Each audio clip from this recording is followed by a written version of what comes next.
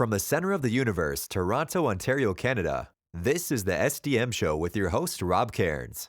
The SDM Show focuses on business, life, productivity, digital marketing, WordPress, and more. Sit back, relax, grab your favorite drink, and enjoy the show. Here is Rob. Hey everybody, I'm Rob Cairns. I'm the founder, CEO, and Chief Digital Strategist at Stunning Digital Marketing. In this podcast, I have with me Tim Nash, and we're going to talk about how to recover after your website's been hacked. Sit back, relax, and enjoy the conversation that Tim and I had.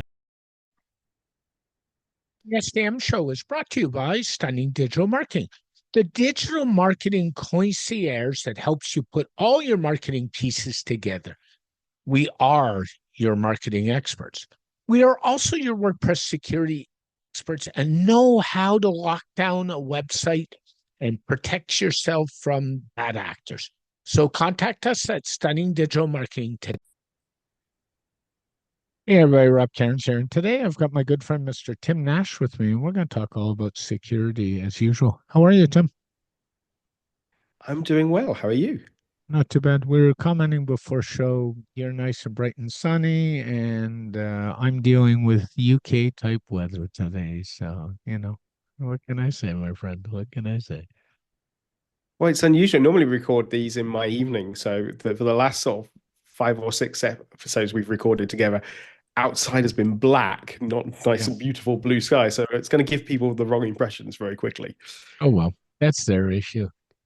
We were just saying we spent a lot of time in the last couple of weeks, last couple of months talking about security and what to watch out for. Our last episode was on cell phone security, and then we saw the encryption issues with Apple that dropped after that. Lucky us. Good timing. And then we've talked about all kinds of things. And today I thought we'd talk about what to do if you've been hacked or suspect you've been hacked, because I think a lot of people don't think that far ahead. You and I both do. What do you think your first step somebody should do is?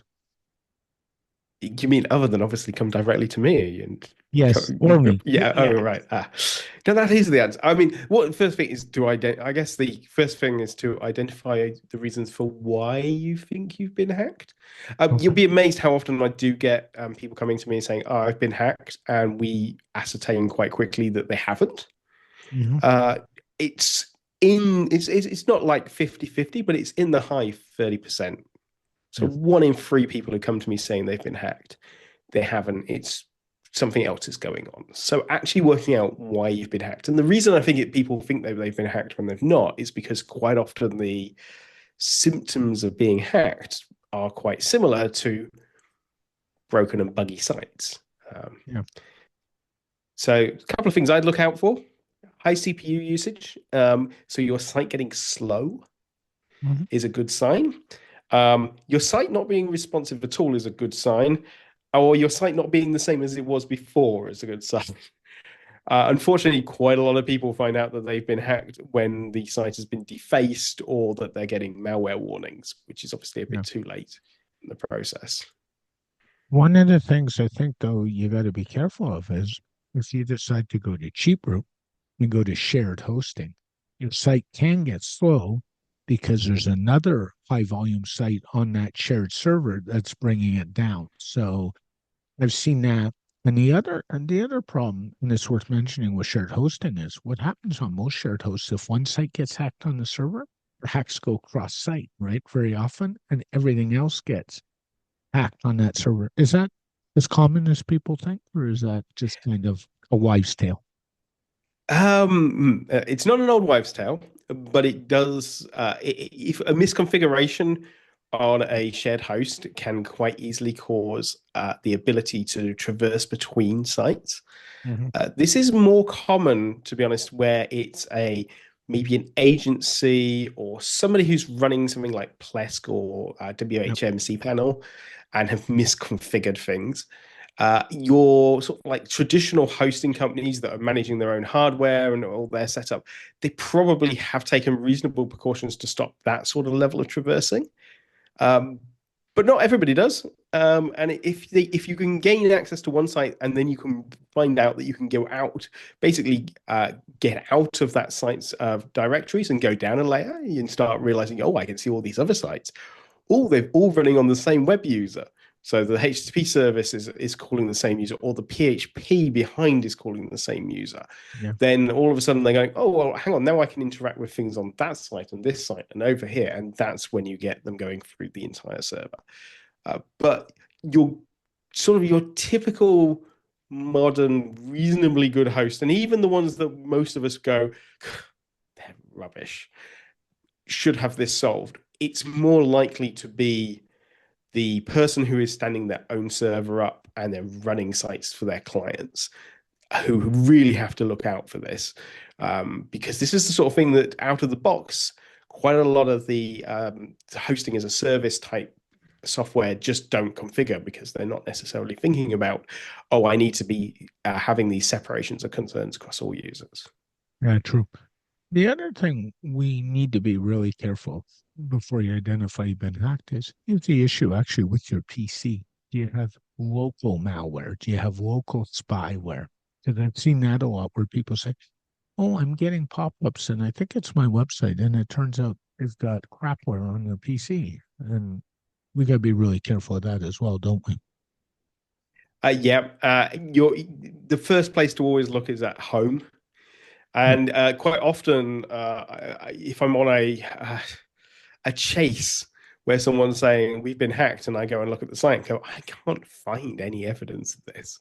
Mm-hmm. You start over time building up a picture of like, okay, have you seen? And it's always, we've been hacked. Okay, have you seen any evidence of the malware? Yeah. No, but Pamela did, or this client did, or Josh did, and you're like, okay, what's special about them and why can they see it? And then the answer is nearly always, hang on a minute.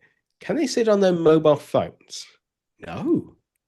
Can they see it in a different browser? No. Okay, it's a browser extension that's causing the problem. We move on.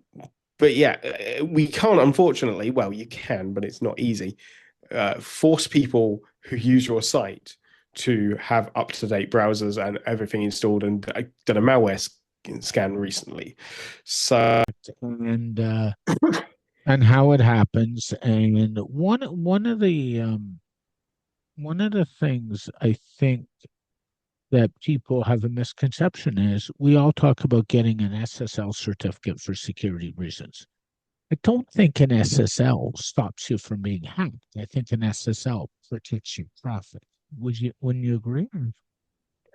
Well, both. I mean, so the thing about an SSL certificate, which the first thing is to clear up a misnomer. We don't actually have SSL certificates. We haven't used SSL for decades. Yeah. But if you go around saying to somebody a TLS certificate, they're going to look at you and go, "A what?" Yeah. So we just use common parlance of an SSL. But the underlying, this is a method for encrypting from communication from your server to the client, i.e. the browser. Now, this does have some benefits because it stops any packet that's drifting between the server, and all the stages along the path are encrypted, and then it's decrypted at your end. In terms of stopping hacks, well, if I was sat in a coffee shop, say, and a bad actor was sitting in the coffee shop with me, then they could be sniffing the packets and they could potentially see data like my password going in plain text if it wasn't over SSL. But the reality is, most bad actors are not sitting on the network. It's the same to you, and they're not in the middle layer. There are some exceptions. They can be, and this goes back to what we were talking about earlier. For example, if your machine itself is compromised, that could be a potential point where SSL won't necessarily fix it at all because you've decrypted it at your end. And if the server's been compromised, it won't fix it. But anywhere in between, for example, let's say your hosting company got compromised, or your ISP was compromised, but they didn't compromise the individual server or your browser or your PC, then the packets that pass through that infrastructure would still be encrypted, and there is some benefit.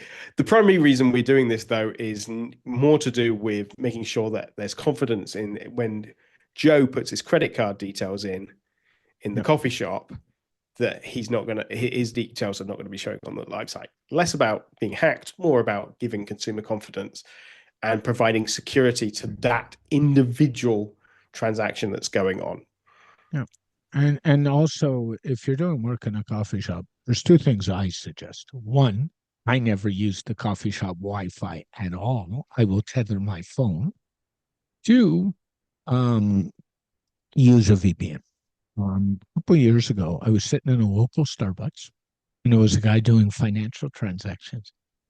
And I made some comment to him, I noticed he was doing it. And I said, sir, I wouldn't be doing those in here. And he basically told me to mind my own business until I walked over and handed him his 3 Visa card numbers on a piece of paper and said, here you go.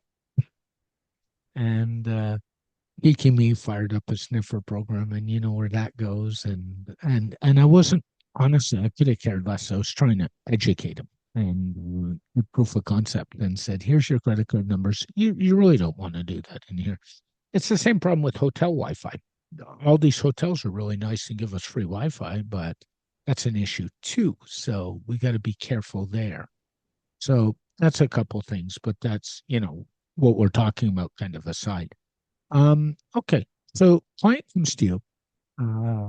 They say, Tim, I've been hacked. You take a quick look and determine they've been hacked. What is your next step? So for me, the next step is very much engaging with the client, because realistically, there are several ways to clean up a hack site. Yep. And the first thing is to convince them that they need to have their site cleaned up. You'll be amazed at the number of people who think that they don't need that.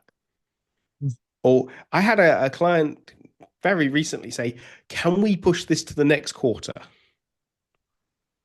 No, I don't. And it was worse. The site that was hacked was the thing was, from their perspective, the website itself didn't look hacked. It was a bit slow, but it was doing a denial of service attack against another server. It was part of a large DDoS attack. And it's like, sure, we'll leave it to the next quarter. I'm sure the Department of Defense, who your server is currently targeting, would love me just to leave it alone. And they were like, oh, do you think so? Like, no, I was being sarcastic. Oh, and your host's going to turn you off. Why would our hosting turn us off? Because their infrastructure is compromised currently and is being used to target the Department of Defense, who are going to come along and say, turn it off. And so you need to be dealing with these things quickly and effectively. Yeah. Working out how compromised your setup is sometimes worthwhile. But actually, I very rarely tell clients to spend too much time doing analysis, because I go, have you got a backup? And they go, yes, it's good, because your site was hacked in that backup, so we're not going to use it. And they look at you and go, but you've been telling me for ages to have backups. Like, yeah, we're never going to use a backup to restore a backup for a hack site. And the reason for that, it sounds really careless, but the reason for that is, if you're seeing the effects of a hacked site, the site was hacked a long time ago. I agree.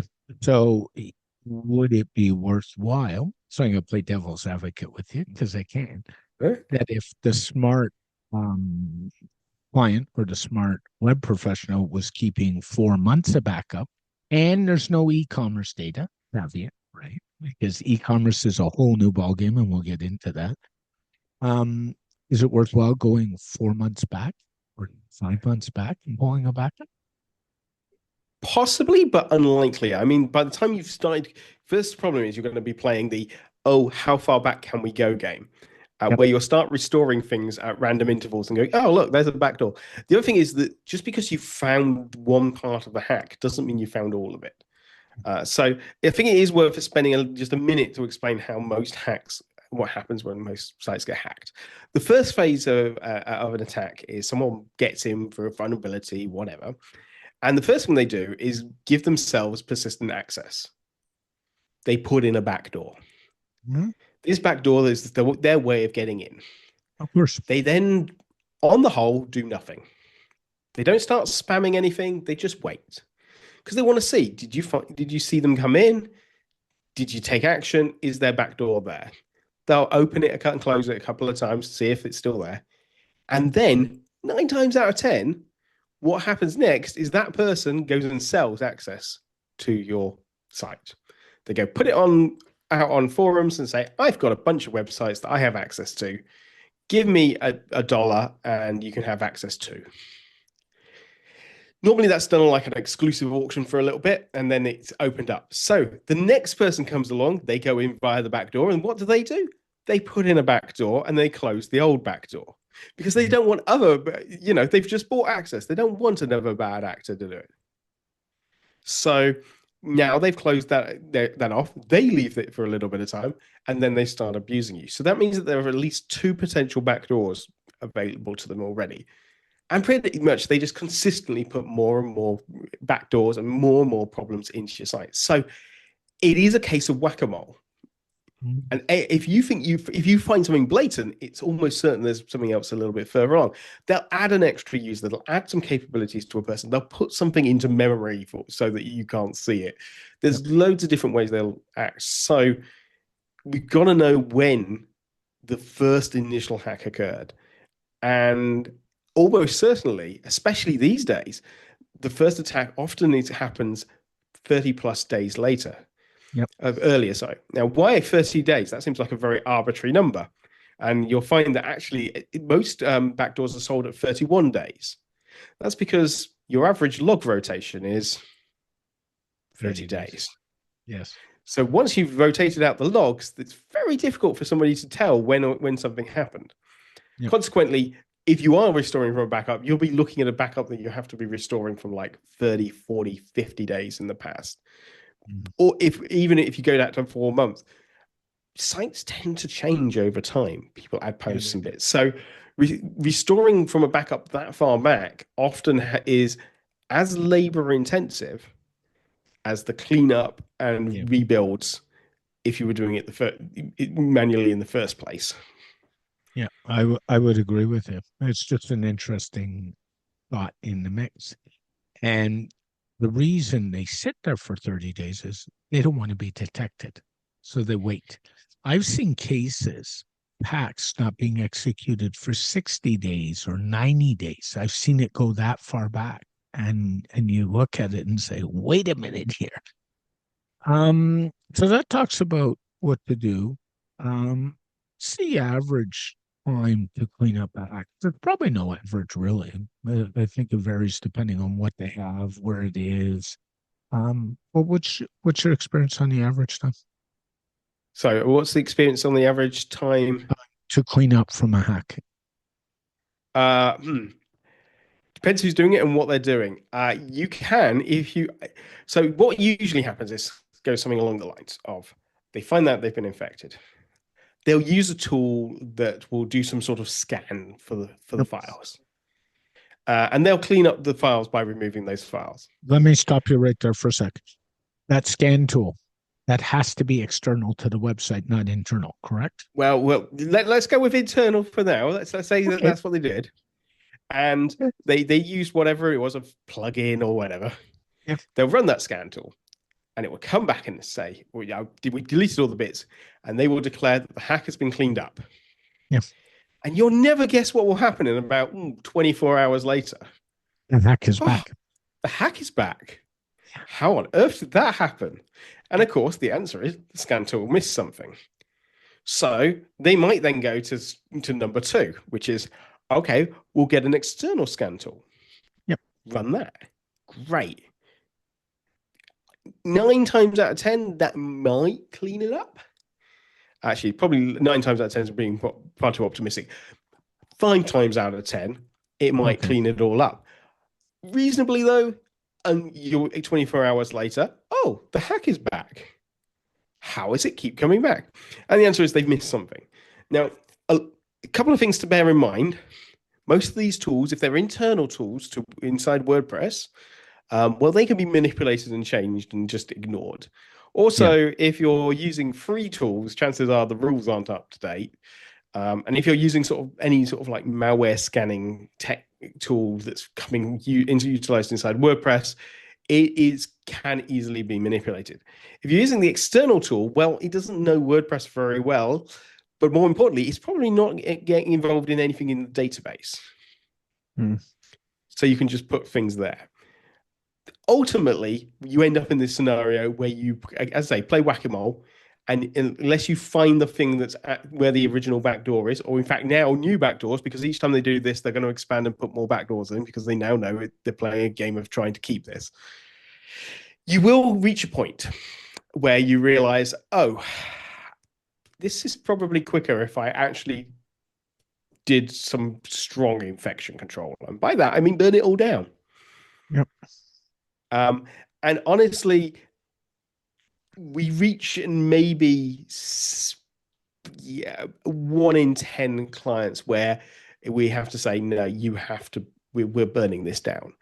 We have to burn the whole lot. We have to effectively start from scratch, which sounds terrifying. It doesn't help that whenever I give this as a presentation, I have a big exploding nuclear bomb going across behind the back just to fully paint the picture. But it really isn't. You can rebuild these. Most average site could be rebuilt in an hour. Yeah. That is not decrying the years of work people put into it.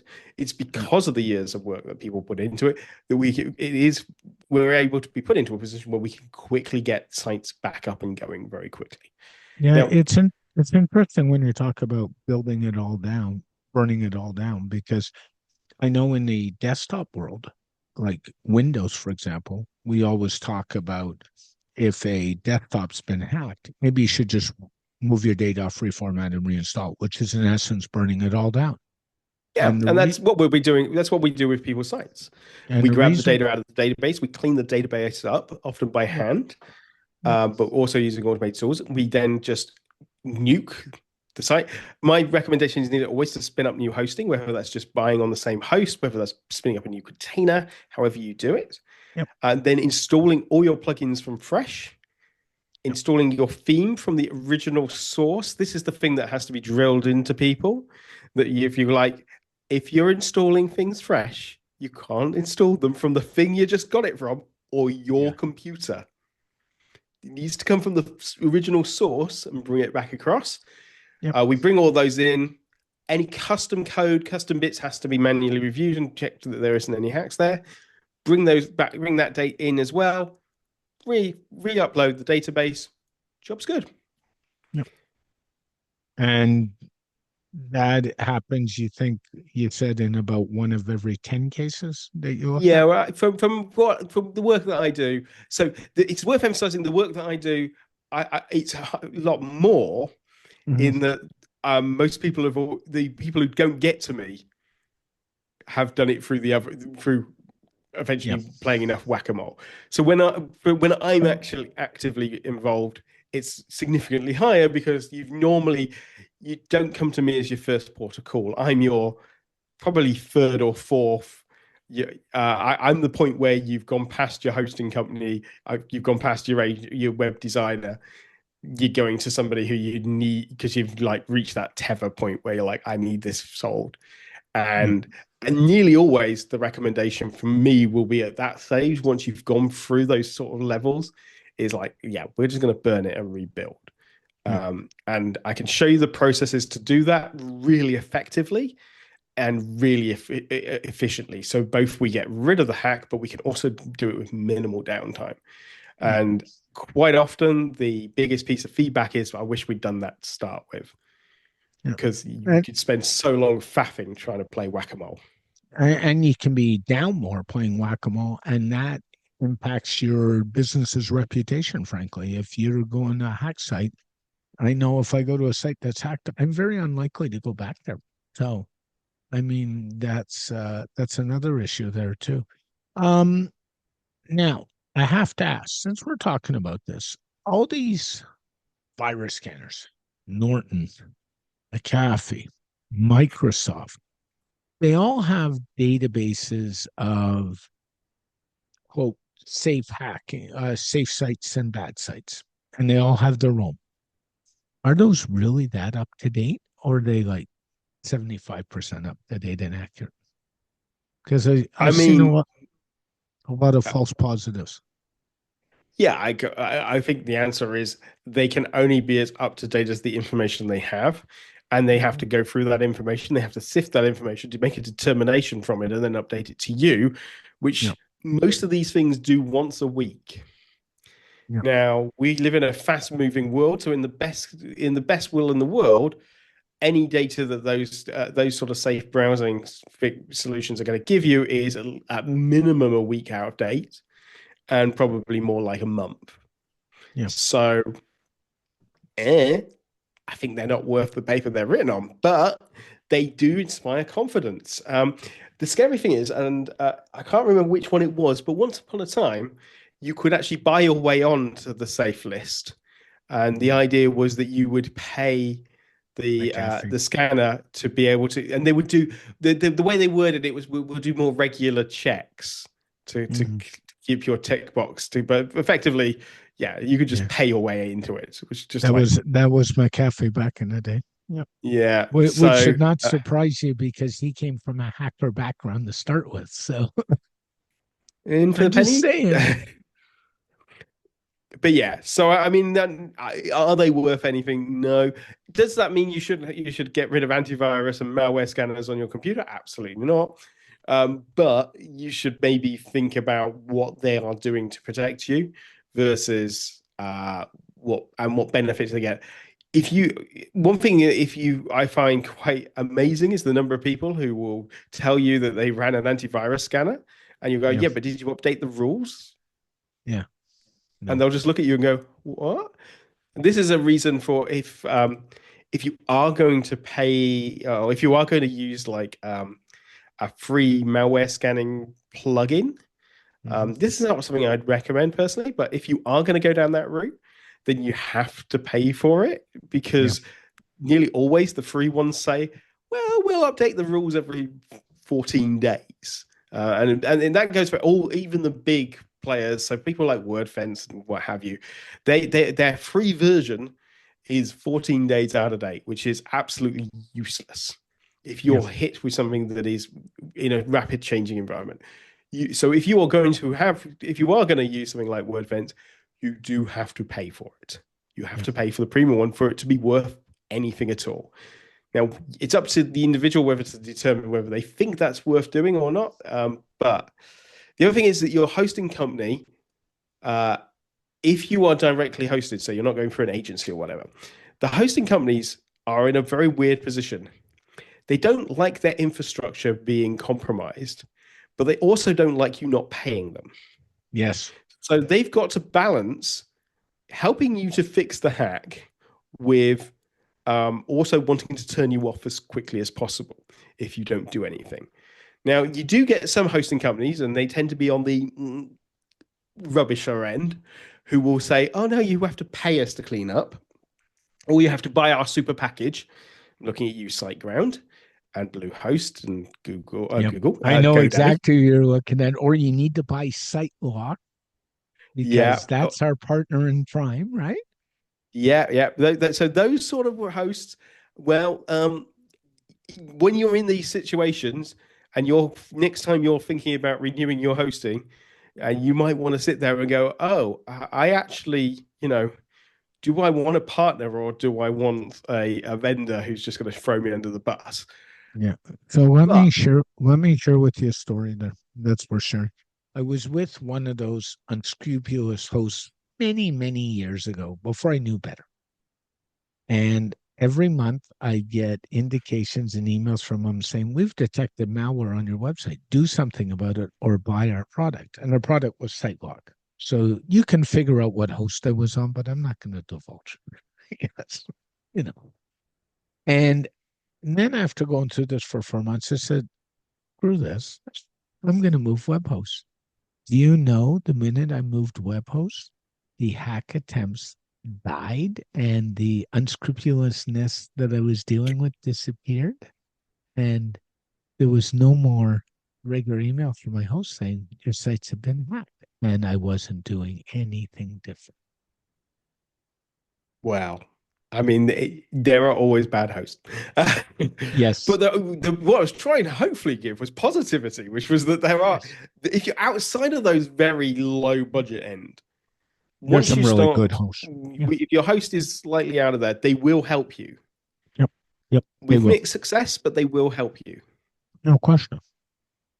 No And most question. of them will do it for free.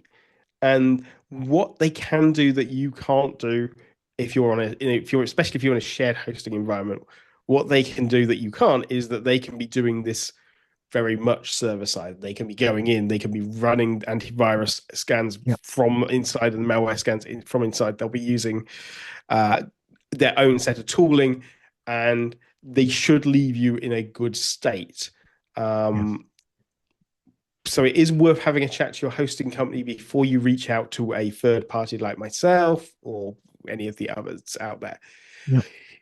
But they don't always get it right. And if they don't, then you come and you're not happy to do it yourself, then you come to somebody like me and we'll take you through the steps and put you right. And the other thing about going through through a third party like myself is that they can do the aftercare support and they can tell you who you have to contact and why you have to contact. Because so many people forget some fundamentals like, oh, we got hacked. Who do we have to tell? Do we actually have to tell the customer? Yeah. Like, do you think you have to tell the customer that their data has Yes. been breached? Oh, yeah. When you put it like that, it sounds like we definitely. But you can actually tell a customer that you've been hacked in a way that will improve your business. And this is the really scary thing. Most businesses do survive being hacked. It's stressful for the business owner, stressful for the people dealing with it. But if you go and look at the statistics, quite a lot of businesses get a bump in sales in their next quarter. Yeah. And that is 9 times out of 10 down to the email saying we've been hacked. Yep. Because boy, is there an email someone is going to open. Mm-hmm. Agreed. And they'll go, oh no, my favorite company got hacked. What shall I go do? I shall go and buy from them. And this goes from little companies right the way through to like when British Airways got hacked, their online sales went up the next quarter. And it's like, that's just mad. It's all how they deal with it, though. Instead of playing the let's sweep it under the rug. I mean, it happened in Canada, in the U.S. About 4 years ago. Staples got hacked in the States through their POS terminals, but also their online site. It turned out they had a contractor connect the laptop to the internal network who was doing work on the website that had a piece of malware. And guess where the piece of malware ended up? On the website. And part of the problem was they didn't come clean. So by the time the US and the Canadian public, because we were Staples in Canada, heard about it, it was 10 months later. And the alternative was, you know, how you talk about sales going up, their sales plummeted for that quarter because they didn't communicate with their customers and said, hey guys, we had a problem. Just come clean and deal with it. It's much easier. It is. And there are obviously, depending on which country you're in, there might be some legal basis that you have to go and report. In the UK, for example, you would have to report to the ICO, but there are similar ones. The other thing is that when you're writing these emails and if you have had a data breach, and there are specific phrasing around that and in terms of what the terminology actually means, I always laugh when you see things like, we've had very little customer impact on data. Wait, that means you have had a data breach and you have had an impact and some customer data has been lost. It's Yes. like, you just be honest, say what data was taken and why, because otherwise people are going to assume the worst. Now, if you are the average vendor, let's say you have a WordPress website with WooCommerce on, with running something like Stripe, it's very unlikely they have payment data because that is managed by your third party. So be honest. We were hacked. We don't believe the intent was a data breach. We think it was malware because 99% of the time it will be. However, we store the following data about an individual based on the transaction. Dumpty dumpty dumpty dump. We do not store your payment data. That is stored by our payment provider, Stripe, or whatever your payment provider is. Yep. We are sorry. Probably we are sorry should have gone right at the top, but we are sorry. We'll do you wonders. It really will. And if you handle it right, as I say, it can give a consumer confidence in your brand. If you do it No wrong, as you question. said, hiding it, it will have the exact opposite effect. And you will Um, be found out because somebody is going to notice. And Sod's Law says if you hide it, then somehow miraculously payment data was taken and yep, people get their cards charged. You are literally up a creek without a paddle. yep. It's one of the reasons you should have business insurance, but that's a topic for another day. But the other thing is, we talked about payment data, and that suggests that on your WordPress site, you're running WooCommerce or some variation of that. If you're restoring from a hack site, one of the things you better make sure you grab is your WooCommerce tables.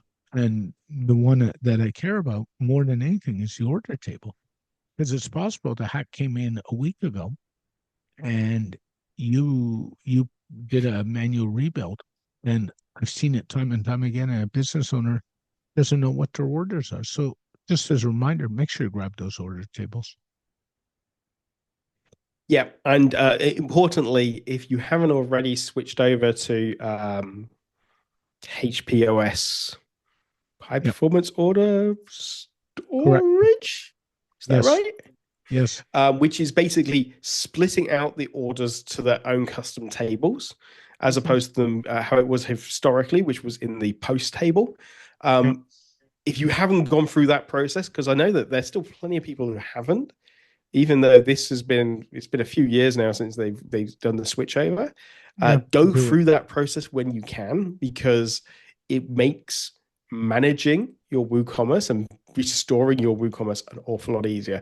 If all your order data is in one large table with the same data as your posts and pages and all the other stuff, and the post meta, and the post meta, which has got a lot of the order details, is all mixed together like that, it is much harder for you to be able to go through and restore it. And you cannot easily, it is possible, but it cannot easily do selective restores that way.